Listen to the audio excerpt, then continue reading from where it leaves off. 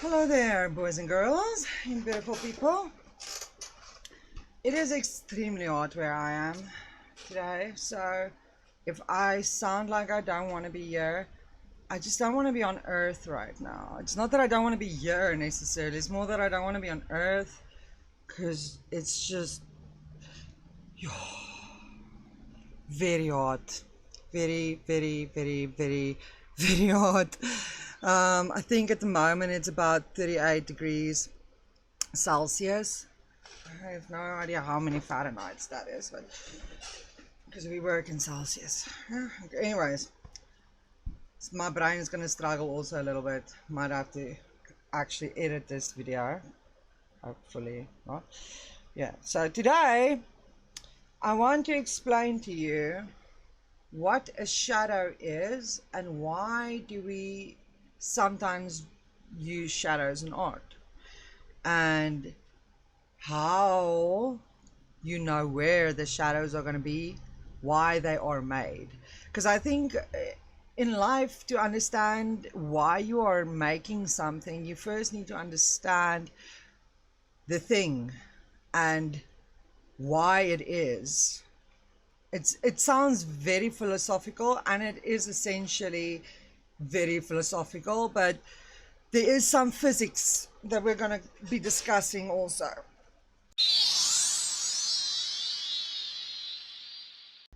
This is going to sound at first, a little disclaimer, at first it's not going to sound like I'm going anywhere, but please just follow along, just come with me. I promise I'm going somewhere. Sorry for the noise in the background. It's too hot to close the doors. There's a lot of fans on, and it is what it is. Okay, just deal with it with me. Okay, thank you very much. I appreciate it. So let me just put this over there. Okay. Imagine for yourself that you are this dot. This is you. This simple dot right there. You do not have a shape. You cannot perceive any 3D shapes. You are just a dot on a paper. Literally a dot on a paper. Try and imagine for yourself that you are a flat little dot on a paper. Okay. Now you start getting curious about life and things around you. So you start thinking, maybe I should move like in a line. I mean, go forward or backward or somewhere. I should just do something, right? So you start walking there. There you go. You're walking. Now you get here. And you look back. Turn around, you look back. And you see where you've been walking. It made a long straight line. You left your feet there. And your body made a long straight line. And now your head's over here. Now you look back at yourself and you see you're a line. Like, whoa, that's crazy. I wonder what's going to happen if I move sideways. So you take your feet and your head at the same time, and both your feet and your head start moving sideways. Right? There it goes. There goes your head and your feet, your bum at the same time. You get over here. You look back over there. You're like, oh my goodness.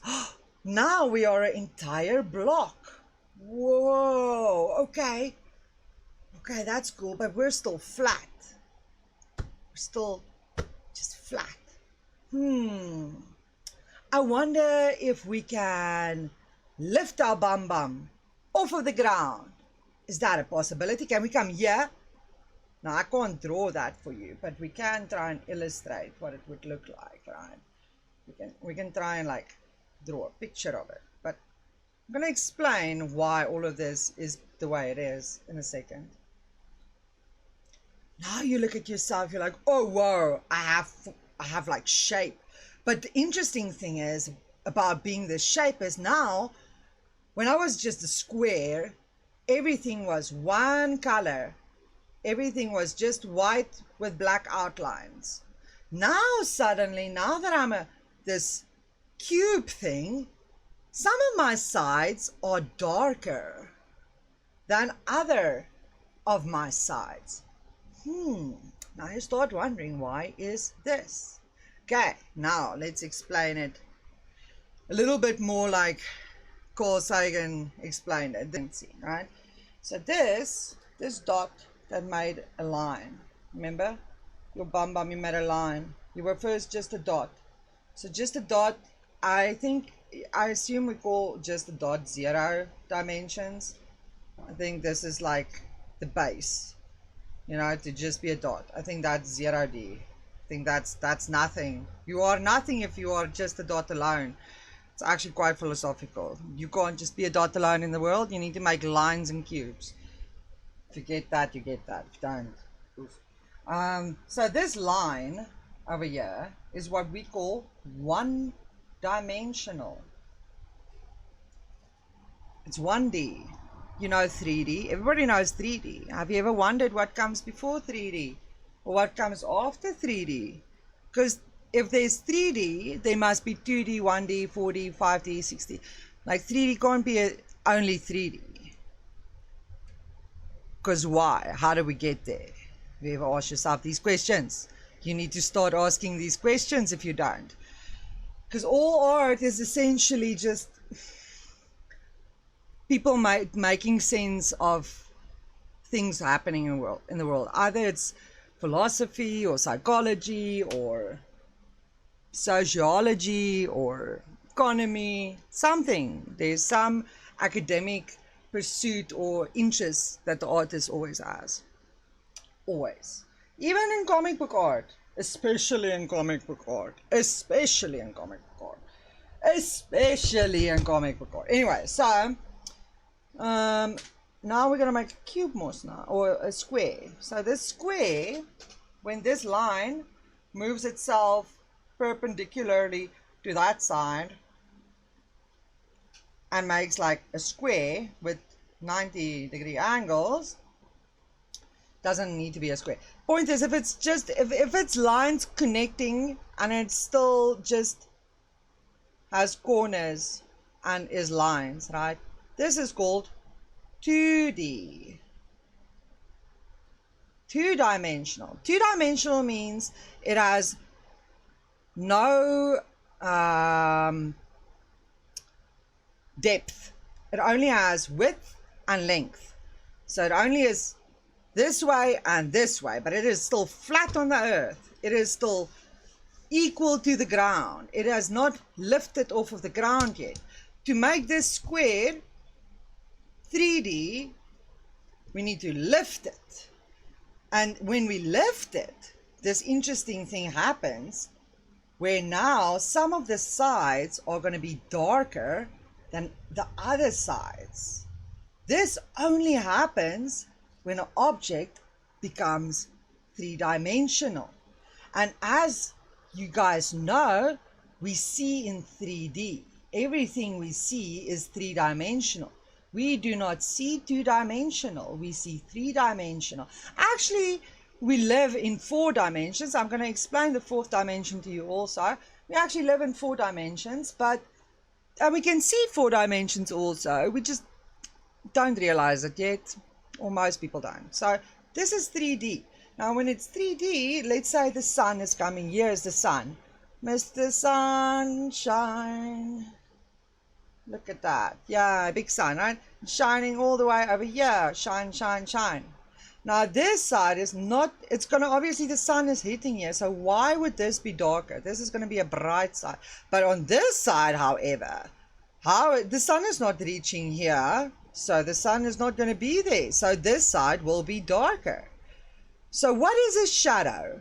Because that's what this lesson is all about. What is a shadow? A shadow is a place that doesn't see the sun as much, or sees it less, or not at all, depending on how dark the shadow is. Because now let's say maybe the sun was a little bit more here, like maybe the sun is over here, right? then this shadow might not be as dark. It might be a little bit brighter because sun is coming, but down here it will be very dark. So it will go up like this, like that. And the same on this side. It will have like we call this a gradient. Whenever something goes from either one color to another or from dark to lighter, we call this a gradient. Gradients. Like this. You need to learn how to make gradients if you are to be an artist or to draw things. You need to learn to do this. Even if you do it in your own way, you don't need to make it smooth. There's so many ways to skin this cat. You can make it lines that go lighter, lighter, lighter. You can make it crosses that go lighter, lighter, lighter, lighter. You can make it circles that go lighter, lighter. You can make dots that go lighter, lighter. Point is just that it must go from one shade to another or one tone to another. It's the changing of a thing, right? Is a gradient, right? Okay. And a shadow is where the sun is shining the least. It's a shadow. Okay, now I'm just for shits and giggles, I'm going to explain to you what is four-dimensional. 4 dimensions is when time is 3D plus time equals 4D. What does that mean? That means if I now put this square on my Photoshop or my Premiere Pro or whatever, and I make it turn like this in the one place, and take it like that,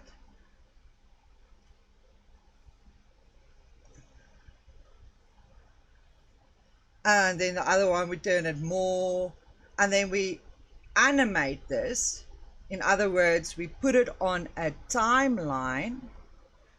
Then that object is now 4-dimensional because we move through the fourth dimension to have life. We need, because if there was no time, think about it, if there was no time in the world, how would we ever, like nothing would happen. How would anything happen if there was no time? We need time for things to happen, for things to be able to move. So static objects are 3D. 3D objects are always static, but they are 4D when they are moving and 3-dimensional at the same time. Okay? Okay. We got that. Okay. Little side quest. Now I'm going to show you an exercise of how to practice figuring out where a shadow needs to go.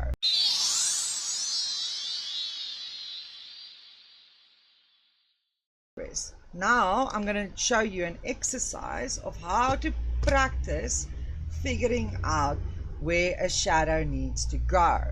I want you to grab only a HB, not a B, not a 6B, not a 3B, not your mechanical pencil, not a pen. No, I want you to grab a HB. Got your HB? Good. Now you're going to pick an object.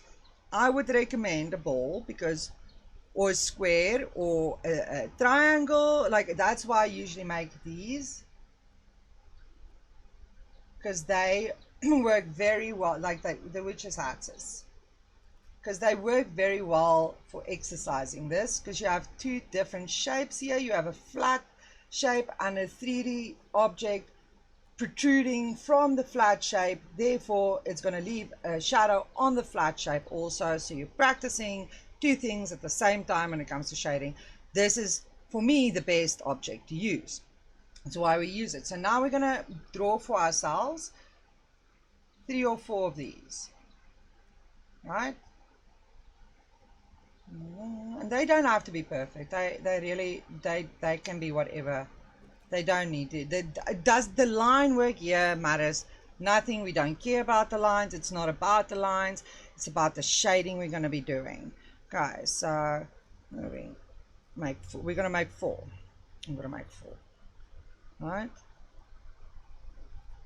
And then, when you're done with that, I want you to draw a sun in the middle of the paper. Draw for yourself a sun. Make your eyes, make your little sun. Okay. Now take the sun's rays and like do this. Show yourself where is the sun gonna hit. From what angle is it gonna hit? Okay, so on this one, number 1, it will come from this angle, on this side, so directly from here, right? And imagine the sun is in front of them also, not behind them. Sun is here in front, okay? Just imagine for yourself the sun is here, on top, not behind. We want the, okay, you get me. So it's rather coming from here, but we can't draw it like that. We're drawing 2D. So this is what it is. Okay, now the sun is coming from there. Where will be the darkest? You always start with the darkest part. So let me just grab my mic closer. There we go. The darkest part will obviously be this part.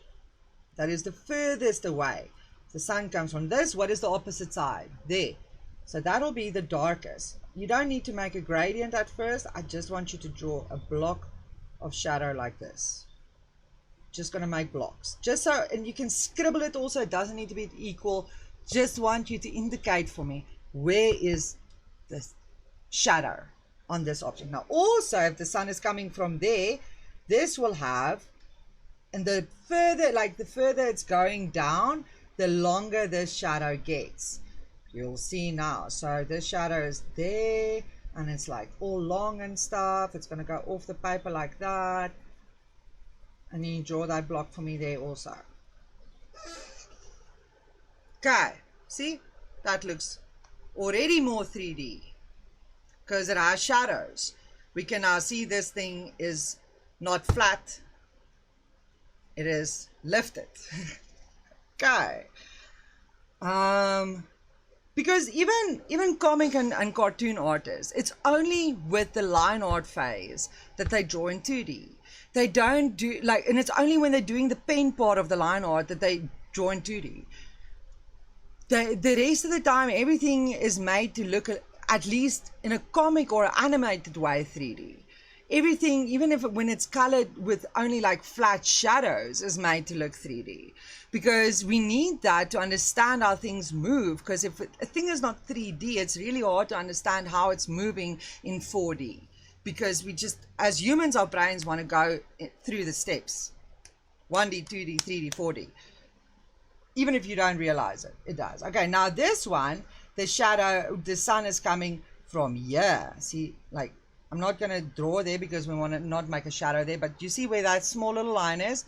That's where this shadow. So now the sun, the darkest part is on the behind side. We can't see the darkest part now anymore because it's behind this object because the sun is coming from in front. So this, both sides will have slight bit of shadow. The one side where it's coming from will have less, and the other one will have a little bit of a shadow, but not as much as what was there. And now also, because the sun is coming from here, it's going to go, and it's coming more upright, it's going to be a shorter shadow that is more to the back. See how this shadow is way shorter than what that one is going to be long. This one is just a short little shadow because it's coming from more upright, you see. Okay, that's number 2. Now we're going to do the same thing on this side, but just opposite. We're just going to flip it. So exactly the same, just flipping it. Okay, so same thing again. On this side, it will come from about here, the sun. So little bit of a shadow on the one side, and then a bit of a bigger shadow on the other side, but not as big as when it's coming directly from the side. Yeah. And then that's shadow is going to be a bit shorter, like that.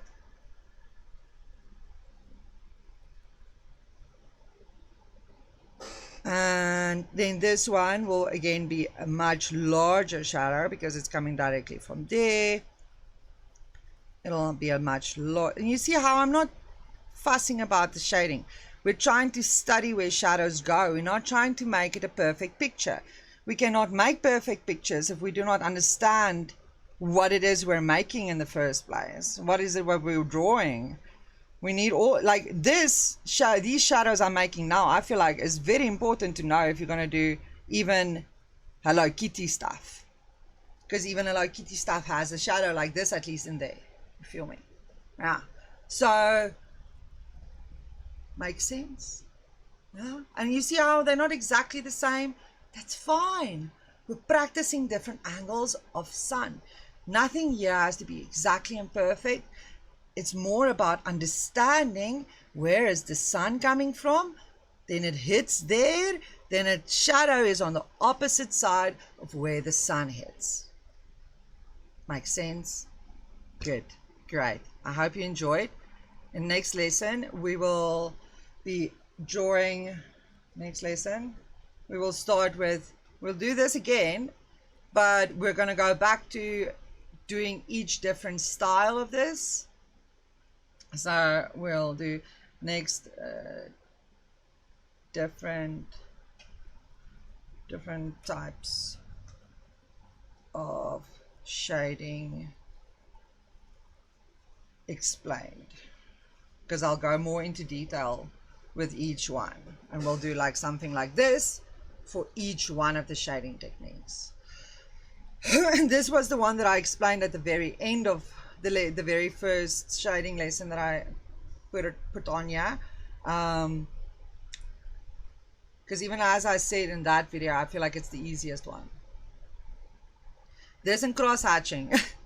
Cross hatching is for real, like doing this. That's very easy, super easy. So yes, join me in the next lesson. I hope you enjoy the exercise. If you have any questions, leave it for me in the comments. I will try and get to it as soon as I can. Cheers, bye.